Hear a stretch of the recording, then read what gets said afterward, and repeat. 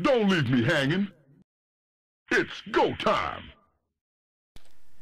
Hey everybody, this is Josh, and here we have another fantastic game of StarCraft 2. This one is being played between two members of Evil Geniuses. This blue Protoss down here in the bottom right corner of Shakuras Plateau is E.G. Axslav, and his opponent today already said GLHF. It is E.G. StrifeCro, the yellow Zerg down here in the bottom left corner, so we do have horizontal spawns for this PvZ series.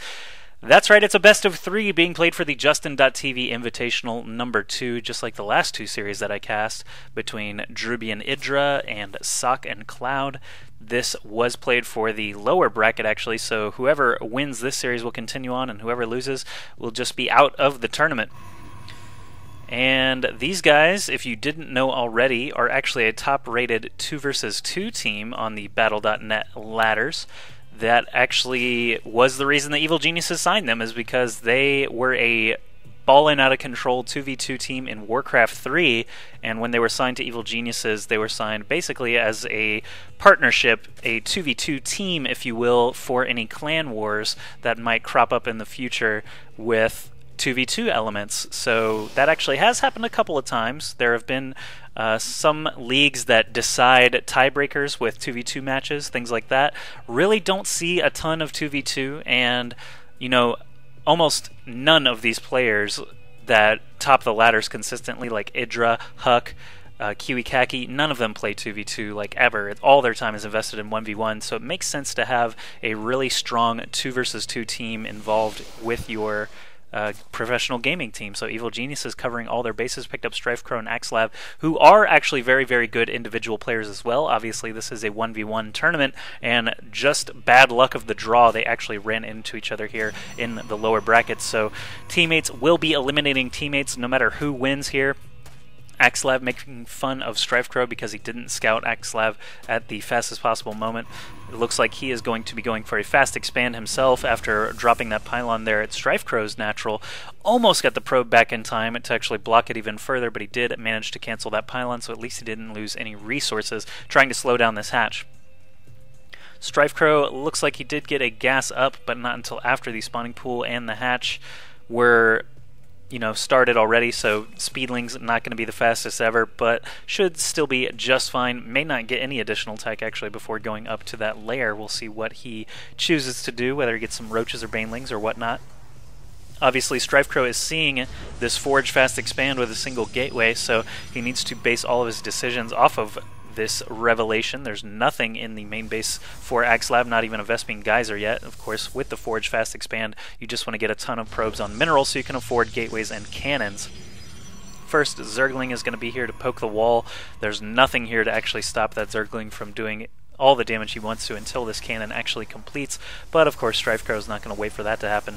He just backs off, and he's sending another Zergling around this top spawn to try and catch any probes that might be sneaking a pylon somewhere. And check this out, Axslav does actually have a probe rallied to this location, so StrifeCro may know this, obviously, because he's partners with Axslav and kind of understands how he plays, but he very successfully stopped any sort of proxy pylon from being dropped there just by sending a Zergling around on attack move.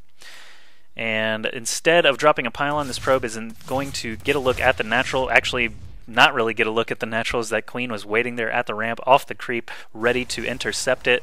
Probe destroyed without any real effort there on StrifeCro's part, so he's doing really well here in this early game, just with some small little micro and small tactics, gaining slight advantages. But now Axslav is pretty much set up here at his natural. He's dropping an assimilator. He's already got one going. Cybernetics core is done now, so his tech options are really opened up. We see a Zealot moving out from that first gateway, going to head across the map, probably going to check the Xel'Naga towers to see if any free Zergling kills might await him. StrifeCro actually doing a double expand. Well, not a double expand. He fast expanded, took his natural pretty quickly, and now he's taking a second base. But this is very quick for this second expansion slash third mining base. We'll see if he continues to just drone up. Obviously, his opponent Axslav did go with a pretty defensive build order there with a Forge fast expand, so StrifeCro really deciding he is going to try and play out the longer game, not try to break his front and kill his opponent right away. He's going to take the time to expand, knowing that Axslav is going to have a deficit of units in this early game. and Axslav doesn't even get all the way over to StrifeCro's base to see what's happening. He's in the dark about that third mining base. StrifeCro should be safe with this Overlord. He just needs to go a couple of feet further and the Stalker won't be able to shoot at him anymore. And that's going to be the last laser. So Axslav coming close to an Overlord kill, doesn't quite catch the prize. How many Zerglings do we have here? 6, not enough to actually make a difference. 2 cannons should be able to hold that fine, and if this Stalker came around, he should be able to help out as well, and there he is, moving to that front line. Pylon being dropped for Axslav. Probably would have liked to see it a little bit further out just so he could warp in on the low ground eventually if he needs to. This position doesn't really help him in any way except for getting a little bit of vision inside of his base, but if he moved it up a couple of hexes, he could actually warp down on the low ground too. So just something small to keep in mind when placing pylons all over the place. Might as well get that advantage for yourself. But StrifeCro's third base is now online. Let's look at the income tab and see that Axslav is actually 1 harvester ahead. Actually, now they're tied up, but Stargate number 1 is completed for Axslav. Stargate number 2 is on the way. I don't believe StrifeCro has any idea that this is happening. Lately, all he's seen is a single gateway and a couple of cannons, and he's actually going to send an Overseer in here and get intercepted by this Phoenix, so now StrifeCro is obviously aware of what's going on. He might even get this Overseer all the way over to the second Stargate to see all this action. Yes, he does. Catches a glimpse of a bunch of pylons as well. Not really that shocking, but at least he saw the double gateway with chrono boosts on them. Lots more Phoenixes coming for Axslav. Overseer goes down. StrifeCro should be fine above the supply cap. Obviously, when you sacrifice an Overlord for scouting purposes, you want to be above that supply cap. Check this out. Axslav is actually breaking down his destructible rocks in the backdoor area so he can eventually make his way over to StrifeCro's main, and he's also sending these Phoenixes around town just to try and catch some stray Overlords, perhaps pick up a Queen, kill off a Queen, maybe pick up some drones. But check this out, StrifeCro is actually well prepared. He's got his Queen there, he's got a Spore Crawler right next to the drone line that's going to shoo away these Phoenixes, at least from the third base, but now Axslav obviously is aware that there is a third base. He might want to try and expand himself here soon. +1 air weapons coming for Axslav on the production tab, as well as 3 more gateways. Hydralisk Den for StrifeCro already completed, so he's getting that ranged attack upgrade and the increased range upgrade. Once again, we see a Spore Crawler in the mineral line, but now there are just so many Phoenixes here that Axslav can basically just micro his way around them, keeping the low health Phoenixes away. He did actually lose a Phoenix there, but he is going to score that Queen kill as well as a couple of Overlord kills. It looks like the Spore Crawler just doesn't do damage fast enough to keep this from doing a ton of damage to StrifeCro. 2 more Overlords going down there now, so he's at 87 over 94. There are some Hydralisks out on the field now, though, so they're going to be able to defend the remaining Overlords. 87 over 86 apply now for StrifeCro, and Axslav looks like he is going to take a little break from his Phoenix play, go back to destroying these rocks. Actually, he's never stopped destroying the rocks. And how many Phoenixes do we have now? That's actually quite a lot. 7 of them. Pick up that Zergling at the Xel'Naga Tower. The other one is empty, so Axslav will soon discover that as he floats on over. 9 Phoenixes now for Axslav. This is going to be very hard to deal with for StrifeCro, but he is taking a 4th base now already, only 11.5 minutes into the game. That's fairly quick. So Spore Crawler once again trying to do some damage, but this Queen is going to go down very easily, as well as a bunch of drones here.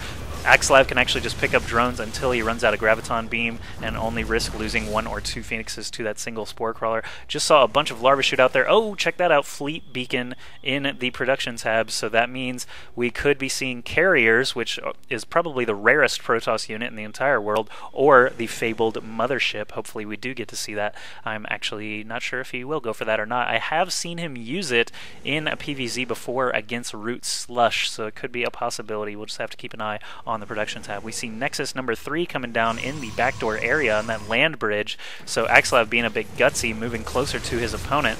Picking up Queens, picking up drones. Let's look at the Harvester count just to see how far Axslav is getting ahead here. 72 against 62 for the time being. More drones going down, but now the Hydralisks have caught up. StrifeCro really wants to get creep connecting all of these bases. He really wants that whole half of the map covered so that his Hydralisks can do maximum defending against this cloud of Phoenixes. 4 Zerglings just hanging out here. Another one up at this plausible third base, although Axslav is actually expanding towards StrifeCro, not away from him, so that Zergling's not really going to matter much. He might even Graviton Beam it and kill it off here. Yes, he does. But check this out, StrifeCro trying to break down his own destructible rocks while Axslav is building cannons, a massive cannons right here just outside the rocks as well. StrifeCro may not really want to do this. That is a lot of cannons right there, powered by 2 pylons. And now he's got all these phoenixes here as well, charging up their energy for graviton beams. But here we go, StrifeCro has his destructible rocks down. He's going to charge in here, try and take out 5 cannons with this massive phoenixes and tier 1 units just next to him. I cannot advise this. Looks like StrifeCro is going to probably lose everything here for the cost of 2 cannons to Axslav, which is basically the worst trade-off I could possibly imagine. So not a great decision there by StrifeCro moving down that ramp, although eventually these cannons will be in his base anyway. At least he can't build on creep, so he really sacrificed that army a little earlier than he needed to. We see Corruptors out on the field now for StrifeCro, though, as well as a lot more Hydralisks in the queue, 7 more on the way, more cannons being dropped for Axslav, and I do see a Mothership as well as air weapons level 2. So it looks like he's going mass air upgrades and the Mothership and Void Rays.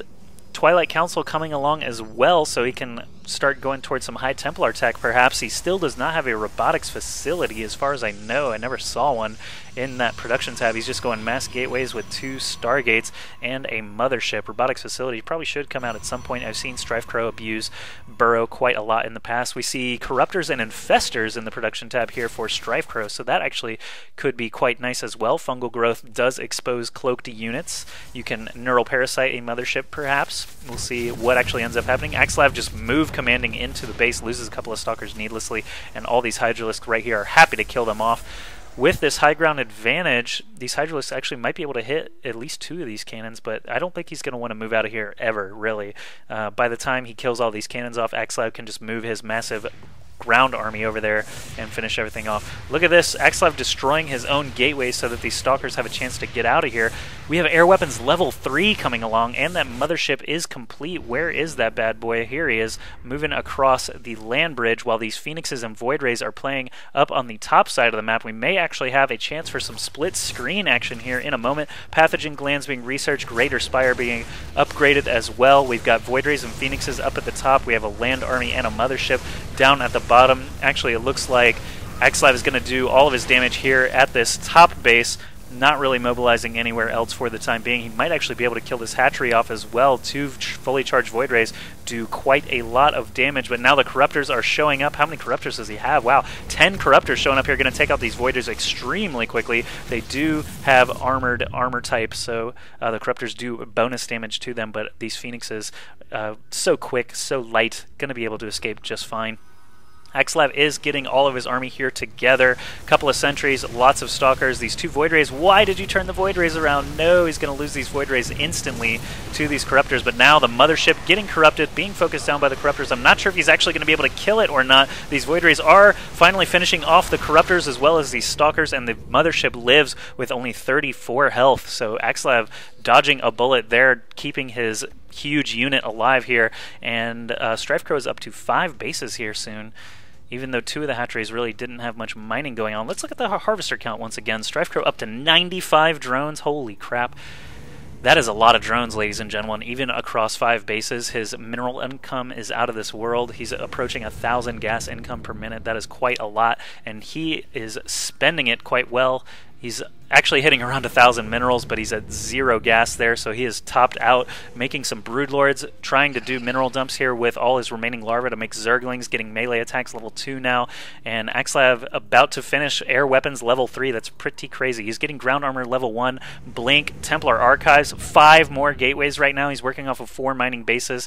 That is pretty insane stuff. Actually, this 4th base just came online, but still, these upgrades rolling are quite good. Psionic Storm coming as well.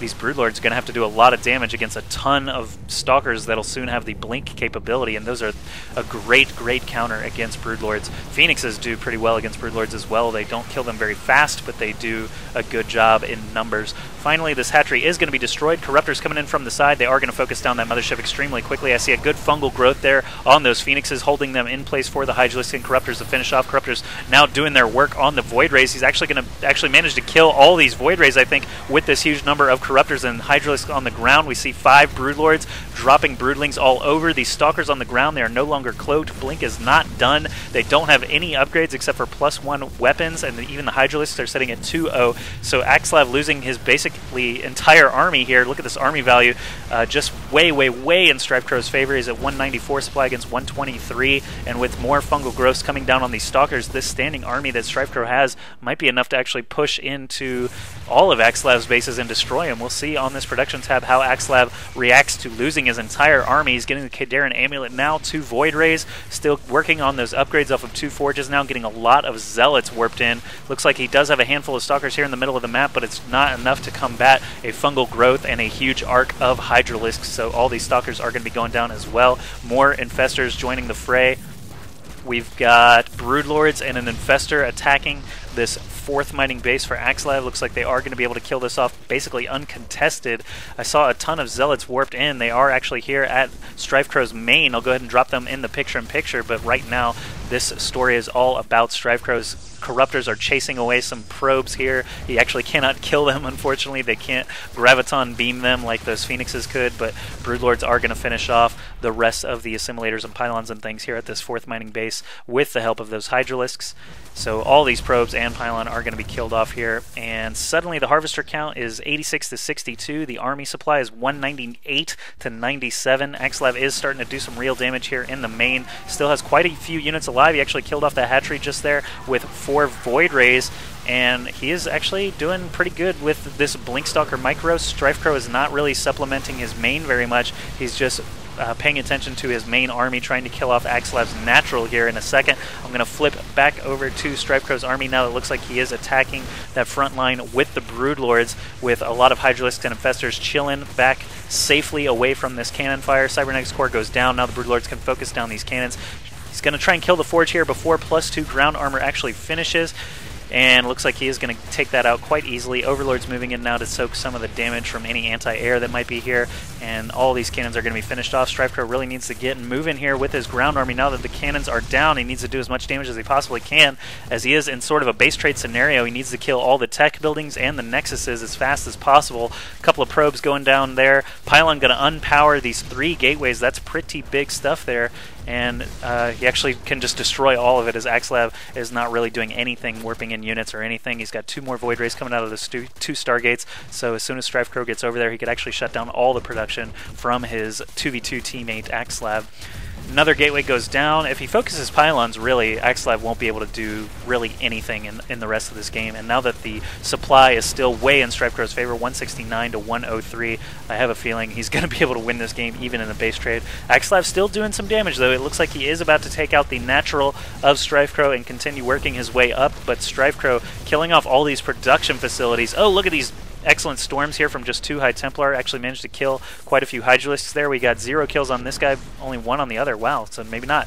But these Hydralisks and Broodlords still just doing a ton of damage. Lots of Infestors here getting their energy up. There are a few of them at max. Actually, all of them appear to be at max. And StrifeCro feels that he has done enough damage. He's going to go rejoin his defenses here, which right now consists of only 6 Infestors. I see a great fungal growth here on these Void Rays. StrifeCro slowly making his way back with these Infestors, Hydralisk, and Broodlords coming over to try and finish off Axslav's standing army. I'm going to just watch the units tab from this point. We have 6 Void Rays in the air, all of them right here, trying to kill off some Overlords. I see some good storms going down on Infestors, feedbacks going out all over the place, killing off Infestors. Hydralisk taking some damage from that Psionic Storm, but right now there are only 3 High Templar left. 3 Stalkers and 5 Void Rays. No mining really going on for Axslav, not very much anyway. He's only on that base down there at the bottom middle of the map. StrifeCro still has a huge standing army. Let's go ahead and pull up that army tab and see it's 129 supply against 45. Axslav not throwing in the towel just yet, though. He's got a couple of High Templar with some energy, not enough for any storms, but he can feed back some Infestors. These Broodlords are really the problem here, though. Unless these Void Rays can kill off the Broodlords, I don't think Axslav will have any real real chance of staying in this game. More Zerglings being created now for StrifeCro. Let's just look at that production tab, see another hatchery, another lair. Zerglings coming as well, and this Nexus will go down from Axslav. Going to lose even more mining capability there. I'm surprised he hasn't actually GG'd out of the game yet, but there's really nothing here that can kill these Void Rays. As long as Axslav stays mobile with them, he can do a lot of damage. I saw a couple of storms there. It looks like it killed a lot of Zerglings, but really the value of the High Templar compared to the Zerglings is very, very high. Not very efficient to lose High Templar and trading off for some Zerglings. A couple of Zealots being warped in there. And Axslav is still getting some gas, but he's totally mined out there. This is his only mining base right now. We got Void Rays again up here by StrifeCro's new lair. They might actually be able to kill this off. I'm not sure what tech StrifeCro still has remaining, but he does have 8 Corruptors on the way, which will of course be able to take care of these Void Rays. There are 2 more way over here, killing off an Overseer. Gonna kill off this hatch as well. StrifeCro at 130 supply, Axslav only at 51. So still StrifeCro looking very, very dominant here. Just in Harvester count alone, 71 to 28. That should give you enough of an idea that StrifeCro is going to win this game regardless of how long it takes. 4 Queens here, taking out a couple of Void Rays. Is he going to snag that kill? No, the creep is not adjoining, but this Corruptor does actually manage to finish it off. Now we only have units tab once again, 3 Zealots, that's all of them, and 4 Void Rays around the map. There are 2. Here comes a 3rd. Not sure where that 4th one is, but it shouldn't matter. These Corruptors are in too big a number here for these Void Rays to survive. Zealots, of course, don't have any anti-air, and they are all going to be finished off by these Corruptors, so I have a feeling, yes, there is the GG once the Void Rays are finished off, and these 2 teammates played a really great game here, PvZ on Shakuras Plateau, but it is a best of 3 series, so Axslav is not out of it yet. Let's go into Game 2 and see what happens next.